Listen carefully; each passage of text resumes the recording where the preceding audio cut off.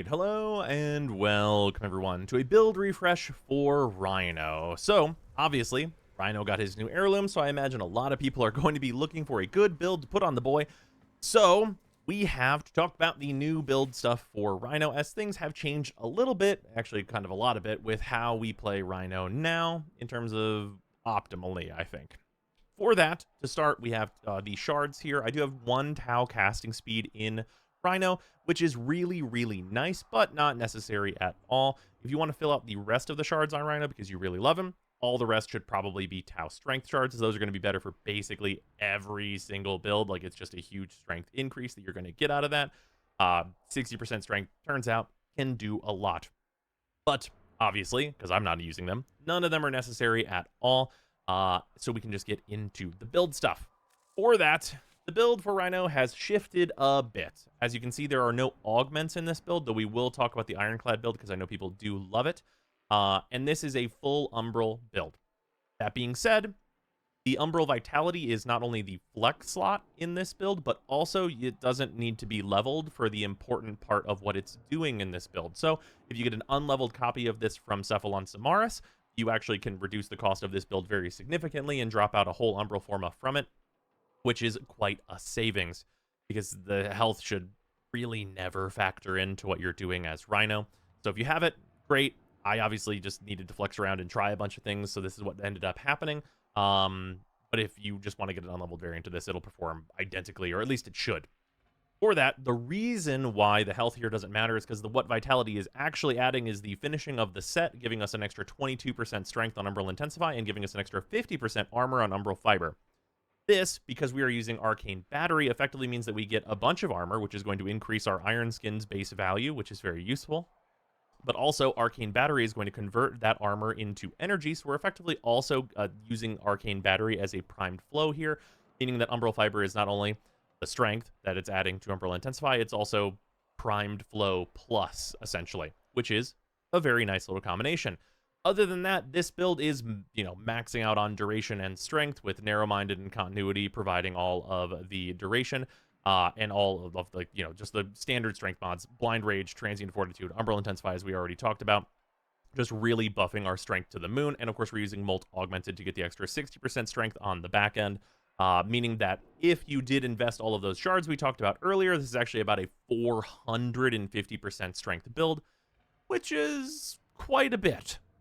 For that, we're also on Energy Nexus and Energy Siphon, and that is in large part due to us being on Nourish. Nourish is a tremendous elemental buff at 150% before Molt Augmented that is also going to be giving us an energy multiplier. That energy multiplier works on Energy Siphon and Energy Nexus, and because we don't have any channeled things, that's active pretty much 100% of the time, meaning that this build will always be generating more than 10 energy per second, as long as you are upkeeping the Nourish buff, which is really, really easy because it only costs like 70 energy. So this gives all of the energy you spent on it back within the first 7 or so seconds of its cast, and it lasts almost a minute, which is really easy to upkeep.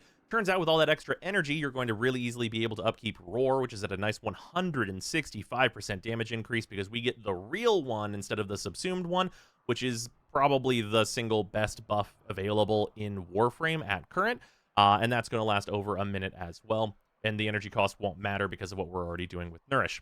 Now, obviously, this build will get less Iron Skin than others. It has about an 11k Iron Skin base, which of course will be increased over the 3 seconds of time invulnerable based on the damage that you're actually taking, so it will kind of adapt to enemy levels naturally, meaning that you're usually going to get at least 7 seconds out of the Iron Skin, and because it is now Overguard, whenever it breaks, you get an invincible Overguard gate for you to be able to react and press your Iron Skin again, meaning that there should really be no gaps in your invincibility, even if Iron Skin is breaking fairly regularly.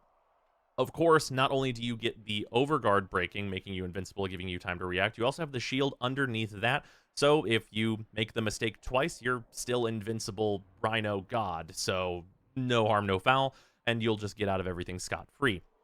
Of course, really big Iron Skin number is what a lot of people want, and for that, of course, the Ironclad build is still around. This still uses Parasitic Armor, Ironclad Charge, and Iron Shrapnel in order for you to be able to charge through enemies and get a big ol' Iron Skin, usually at least 100,000, or at the very minimum like 50k, based on how many enemies you hit with Ironclad Charge, of course. And that's going to be, of course, very, very nice if you just want to see the really big number. So we just spawn these enemies really quickly to show this off, charge through some enemies, hit R4, hit R2, and you can see big number of Overguard, 88k there, which is, you know, that's over 8 times what we're going to be getting on the other build. So if you just want big Iron Skin number, that's quite good.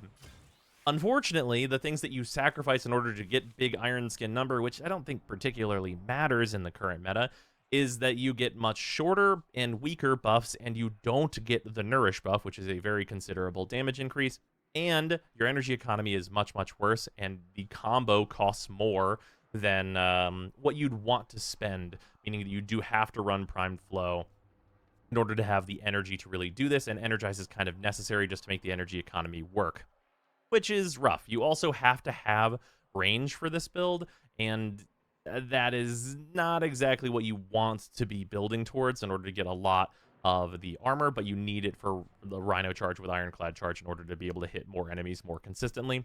So I really think that this build is just usually going to be better, though I know it's not as interesting as doing the Ironclad stuff. These augments just, you know, they kind of fill up the build and like mean you just get less stats, and it's just less good because of that, and it's just not worth it anymore with the Overguard working the way that it does on Rhino. Now, I will note, obviously, I'm on Lightning Dash here, and that is because that matches polarity over here with Cunning Drift. But the thing that you could swap instead of this, if you don't want the speed and you actually want more consistency with survivability, is actually Primed Sure-Footed, because while you are between Iron Skins, you do lose the crowd control immunity, which means that sometimes you'll actually blow yourself up with an explosion and stumble yourself, meaning you'll be more vulnerable for longer than you would normally be, which can actually cause this build to have problems staying alive if you are stumbling yourself with explosions all the time whenever you are between Iron Skins. Obviously, PSF completely solves that problem and makes it go away entirely, but Lightning Dash makes you fast, so if you just play slightly carefully, that should never really be an issue. But it is something that I did want to note that it can come up, but it's not really something you actually need to worry about, and it would take more Forma here, or like a different, you could switch to like Steel Charge or something, or do a third Umbral if you really needed to. I'm perfectly happy personally with just Lightning Dash here, as going fast is nice to have on Rhino, as it's one of the things he doesn't usually get. It's worth noting, we are going to be using lesser weapons this video. I'm going to be using the Catabolist, which is of course up for a new coda soon. If anyone wants to see the build that's probably going to go on the coda weapon as well, it's this, except for with the Ruinous extension in the Exilus there in the future. But otherwise, I'm on the Praetos, which is mostly here just for like the movement increase that you're going to get on Rhino, as Rhino's normally pretty slow, so removing that downside from Rhino is a very nice addition. This is just on like an influence build. I know I haven't actually done the updated video for these yet, but this is just what the Praetos is usually going to be up to at this point.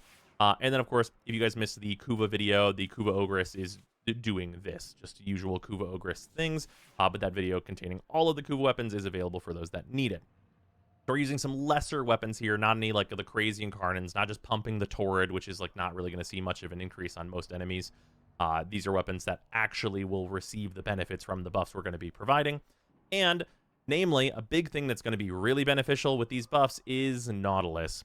Nautilus gets both Roar and Nourish, and whenever you put those insanely huge damage buffs on Nautilus, he becomes even more of a monster than he already is. Utilizing the Verglass with Nautilus means that with Contagious Bond and Momentous and Manifold and all that business, he will be sucking the enemies into vortexes and just burning them all down to death very, very constantly, and will honestly usually outperform whatever weapon you happen to be wielding on Rhino, unless it is like only the strongest of Incarnants, which we're going to showcase now.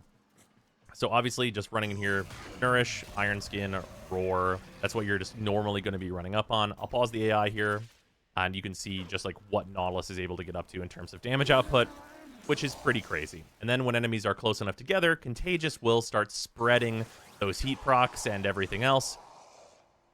And it does a lot of damage. It does a absolutely tremendous amount of damage. Usually this will mean that, you know, if there's enemies behind you, which is normally going to be what Nautilus is up to, is just shooting whoever you're not looking at, because whoever's in front of you should be dying to whatever you're doing because of the immense buffs you have, and Nautilus will take care of anything you happen to not be looking at. So you won't even really notice that Nautilus is taking out large amounts of enemies, but that's what he's usually going to be on about. If you do stop shooting, sometimes you'll just see him go on a rampage and kill everyone in the room, though. So yeah, really, really good to have a damage-dealing companion on Rhino, as it's just another thing that can utilize your tremendous buffs that you're going to be outputting. And as you can see, obviously I didn't pick up any energy there, or at least I don't think I did. I may have picked up a little bit of energy there, but like Nourish completely maxed me out, and those abilities are effectively cost nothing, and Roar's not even down yet.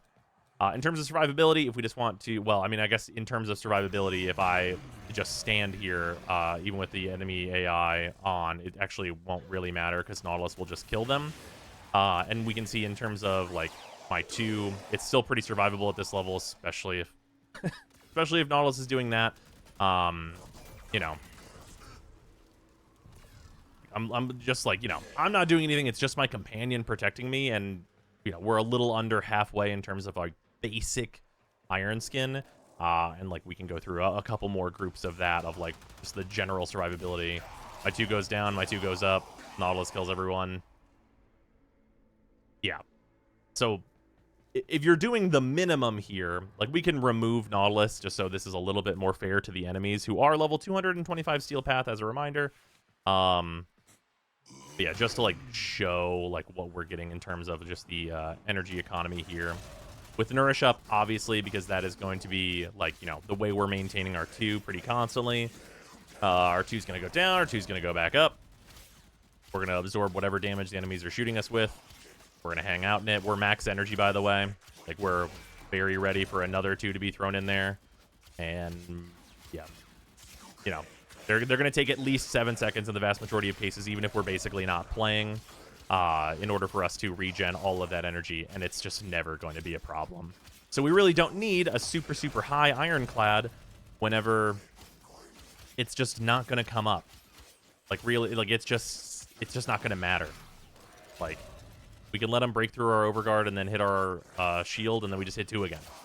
So enemies just can't make progress on that. Like, obviously you saw with Nautilus killing them, they really can't make progress on that. But we're just still functionally invulnerable to basically everything.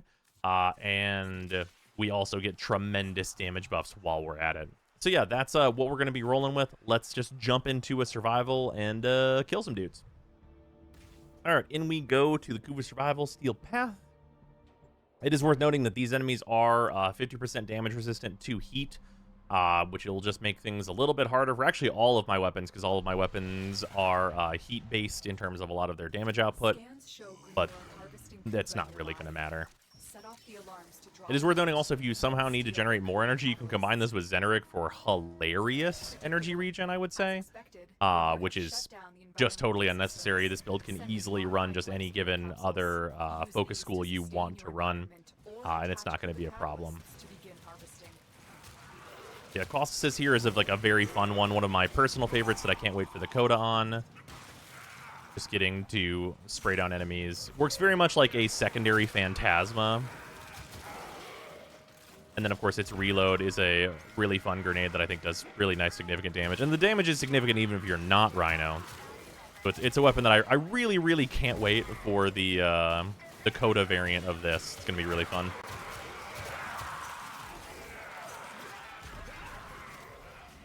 Especially with its unique augment and everything.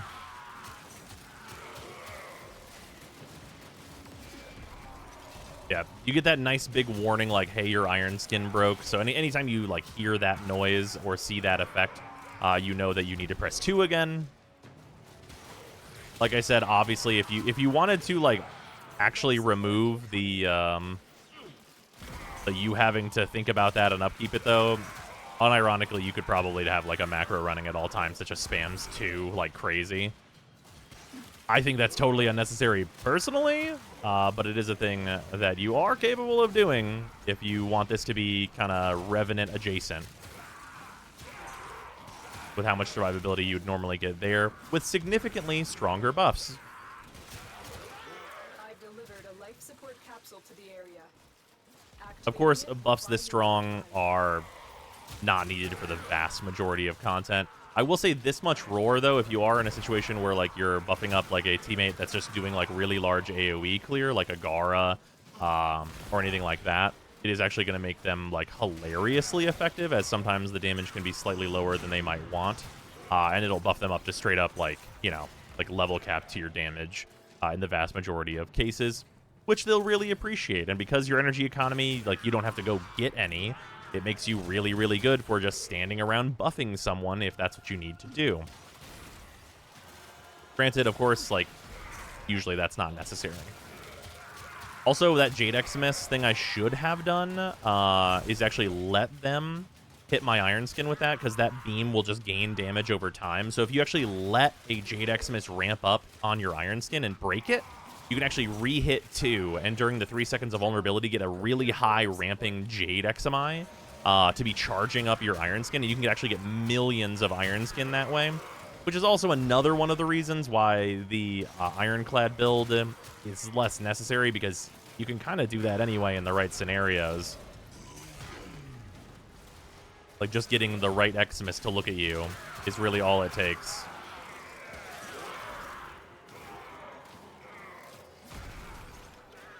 Yeah, Catabolus, like, I love this thing. I cannot wait for the Coda.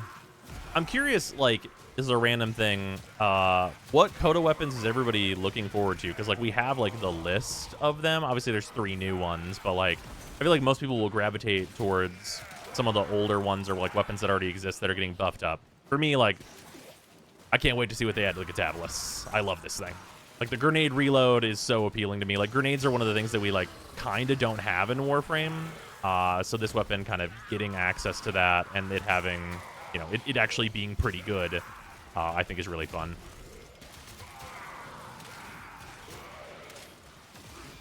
We're just, like, getting the classic grenade effect.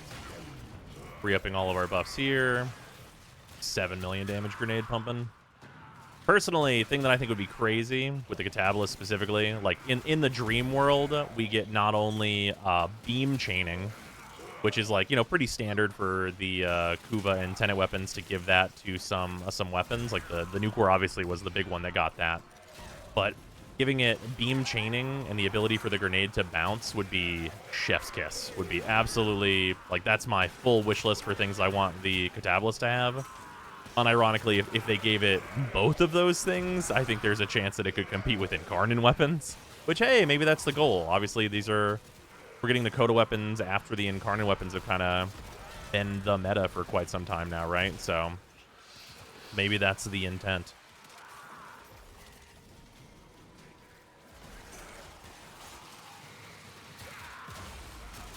Thanks to your grenade. Oh, oops.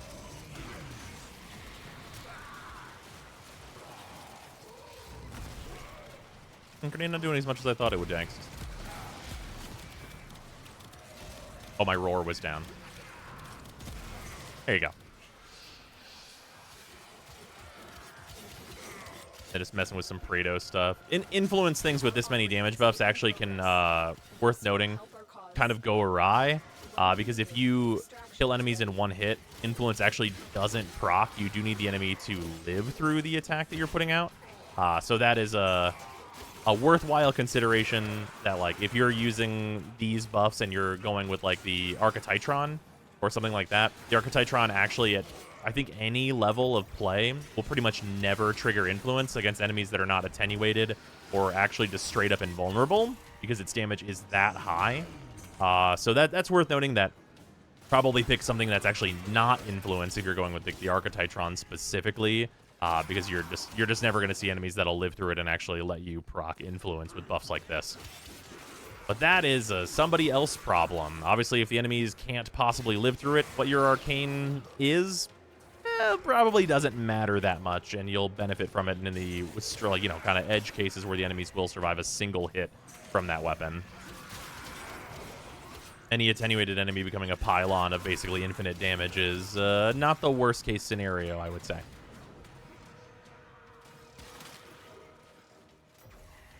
Yeah, tile sets like this, obviously, like, we struggle a little bit with, like, keeping the kill rate up because of the wants to, you know, have, like, good sight lines. Obviously, like, Catabolus can do pretty okay with its grenade, depending on, like, where we're doing that. I am down Ruinous, so the beam is not as long as it would be, because I probably should Forma the Catabolist again, but new Catabolist so soon means it's probably a waste of a Forma for me to do that at current.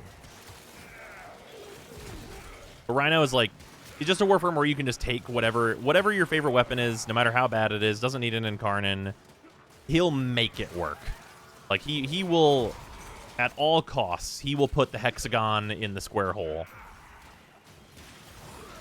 Like, whatever you need to have happen, 300% damage in buffs will get it done. It'll make it work. Like, you'll get there together. And you'll be invincible while you're doing it. Or at least functionally invincible. Obviously, you can be, you know, caught with your pants down, as it were, if you do not hit 2 again. But I think the visual and audio cue is pretty big for it, for that to not usually be a big consideration.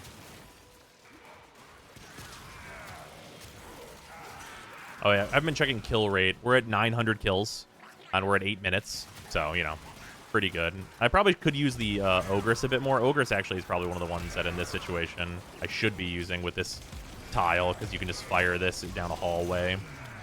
And, like, just, you know, this goes through walls. So, wherever the enemies happen to be walking in from, they'll get a trillion heat procs and die to death. And, you know, that is what we want the enemies to be doing, so. And picking up the ammo, not a big deal with our ammo mutation here, as it's kind of just about, like, the density of enemies dying more so than it is. Like, we just need to keep moving a bit in order to keep the enemies, or the ammo flowing into us, rather. And, of course, our 3 double dips on any kind of, like, proc that we're doing, so. One of the benefits of Roar is that it is a Bane-style effect. Part of the thing that makes it, like, probably the best buff in the game. Very, very strong effect.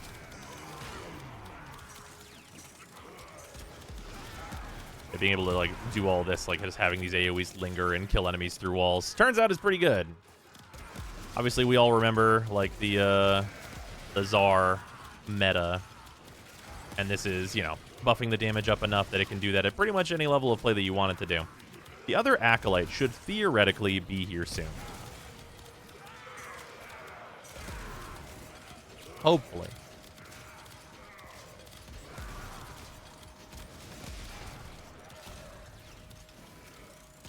Us just throwing our 2 back on. Enemies down here. Just, you know, blow everything up.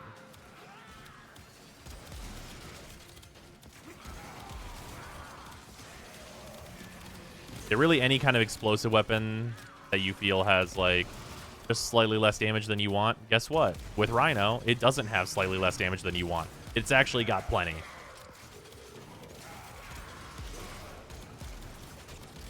That's going to be pretty much consistently the case all the time. That's 10 minutes for us. We're at like 1,250 kills, so pretty good kill rate there. We will stay and kill the Acolyte, because of course we always need Steel Essence.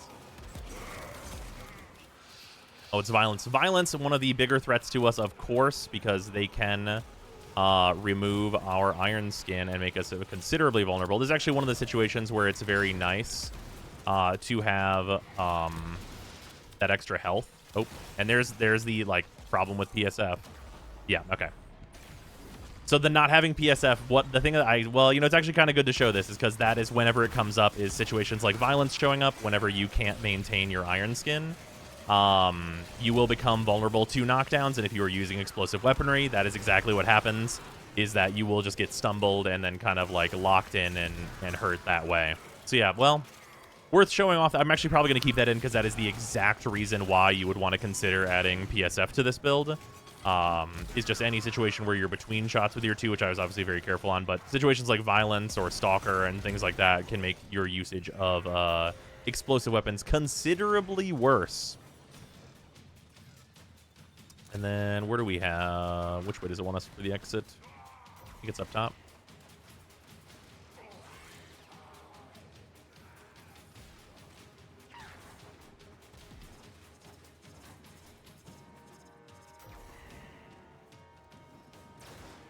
Oh, yeah, far exit here. But yeah, that's Rhino. Pretty usual stuff. Massive buffs make whatever weapon you want work, and usually be totally invincible unless your iron skin is getting disrupted. But turns out whenever you turn off the survivability button, your survivability goes away. Who knew? Hey everybody, it's time to thank the patrons that are hanging around and supporting the channel. So, start with that. The $10 patrons are Athean, Alex Farnham, Arbiter Daydream, Barkus, Benuven, Plotomatic, Brutus Salazar, Candelathra, Glob World, Dylan Dworsky, Athrain, James Harthorn, JC4 Science, Josh, Luzanth, Vicotil, Michta, Nerve, Ruby, Sanyu, Sharp247, The Coupon of Death, Waifu Wars, Wodad01, and Zeraphir. Also, thanks, of course, to all of the other patrons for supporting the channel. It is much appreciated. It's a little sneak peek on what we're getting into. There's going to be a lot more of these kind of big re-reviews of weapon types and their new builds and stuff, as things changed a lot at the end of last year. And of course, there's also planned new free-to-play before we get into any more big updates. So look forward to that.